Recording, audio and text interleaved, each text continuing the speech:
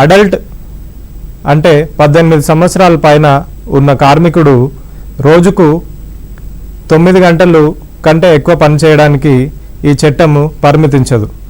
ఒకవేళ అంతకంటే ఎక్కువ పని చేసినప్పటికీ ఆయనకు ఓవర్ టైం లేదా ఆమెకు ఓవర్ టైం ఇవ్వాల్సి ఉంటుంది.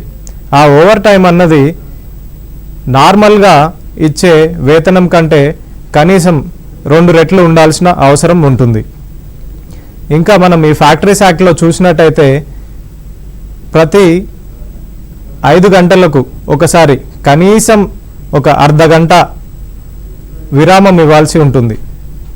మొత్తం స్ప్రెడ్ ఓవర్ అంటే పూర్తిగా విరామంతో కలుపుకొని ఒకరోజు పూర్తిగా పనిచేసే పని గంటలు మొత్తం కలిపితే కూడా 10.5 గంటలకు మించకూడదని చెప్పి ఈ చట్టం చెప్తుంది.